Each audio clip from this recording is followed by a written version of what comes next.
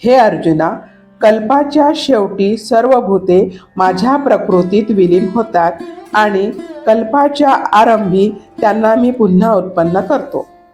आपल्या मायेचा अंगीकार करून प्रकृतीच्या ताब्यात असल्यामुळे पराधीन झालेल्या या सर्व भूत समुदायाला मी वारंवार त्यांच्या कर्मानुसार उत्पन्न करतो.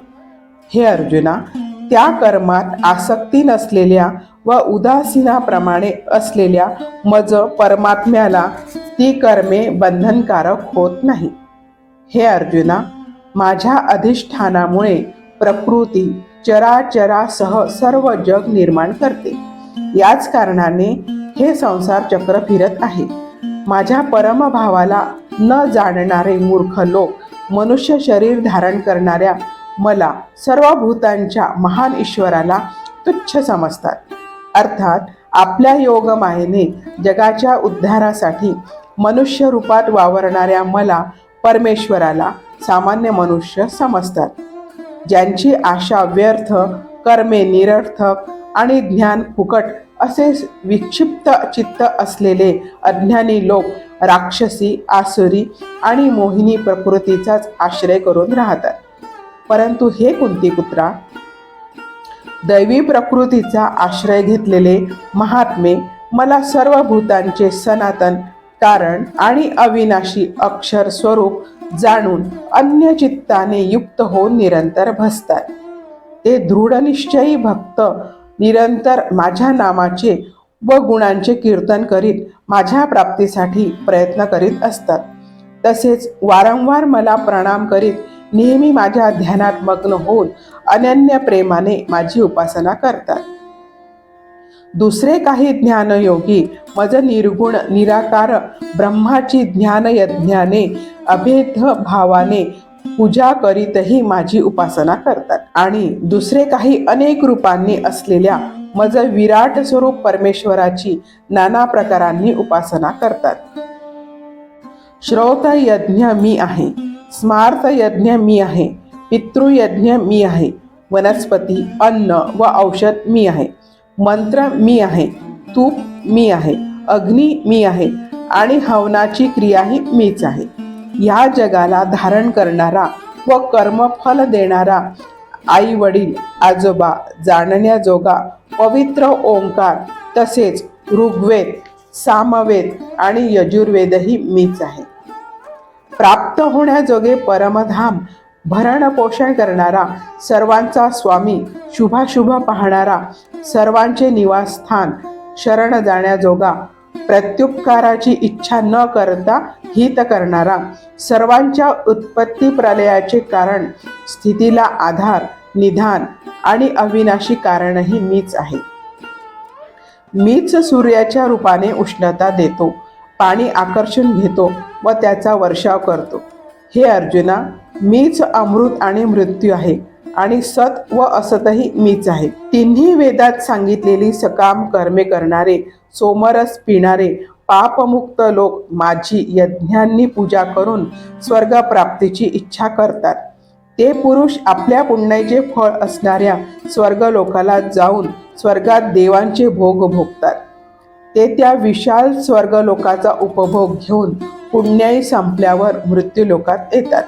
अशा रीतीने स्वर्गप्राप्तीचे साधन असणाऱ्या तिन्ही वेदात सांगितलेल्या सकाम कर्माचे अनुष्ठान करून भोगांची इच्छा करणारे पुरुष वारंवार ये जा करीत असतात. अर्थात पुण्याच्या जोरावर स्वर्गात जातात आणि पुण्य संपल्यावर मृत्यूलोकात येतात. जे अनन्य प्रेमी भक्त मज परमेश्वराला निरंतर चिंतन करीत निष्काम भावनेने भजतात, त्या नित्य माझे चिंतन करणाऱ्या माणसांचा योगक्षेम मी स्वतः त्यांना प्राप्त करून देतो. हे अर्जुना, जे सकाम भक्त श्रद्धेने दुसऱ्या देवांची पूजा करतात तेही माझीच पूजा करतात, परंतु त्यांचे ते पूजन अज्ञानपूर्वक असते. कारण सर्व यज्ञांचा भोक्ता आणि स्वामीही मीच आहे. पण ते मला परमेश्वराला तत्वतः जाणत नाहीत, म्हणून पुनर्जन्म घेतात. देवांची पूजा करणारे देवांना मिळतात, पितरांची पूजा करणारे पितरांना जाऊन मिळतात. भूतांची पूजा करणारे भूतांना प्राप्त होतात आणि माझी पूजा करणारे भक्त मला येऊन मिळतात.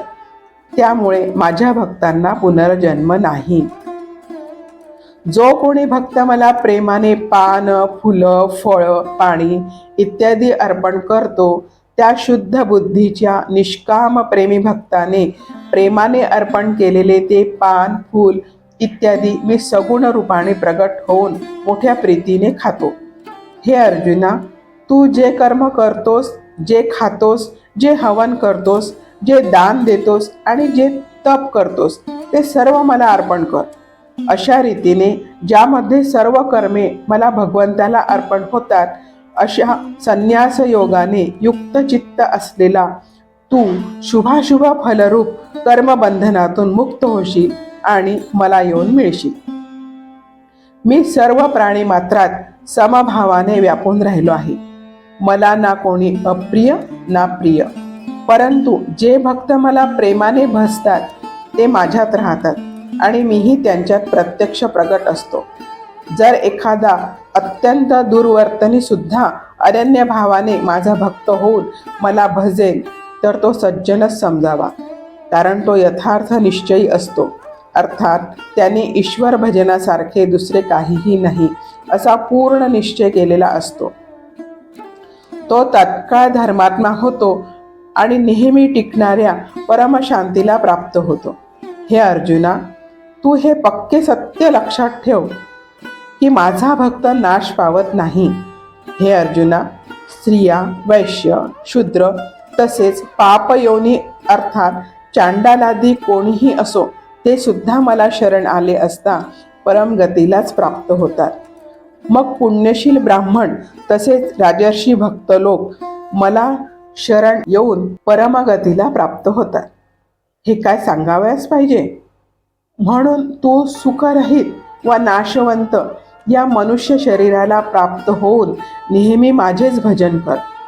माझ्यात मन ठेव, माझा भक्त हो, माझी पूजा कर, मला नमस्कार कर. अशा रीतीने आत्म्याला माझ्याशी जोडून मतपरायण होऊन तू मलाच प्राप्त होशील. जय श्री कृष्ण.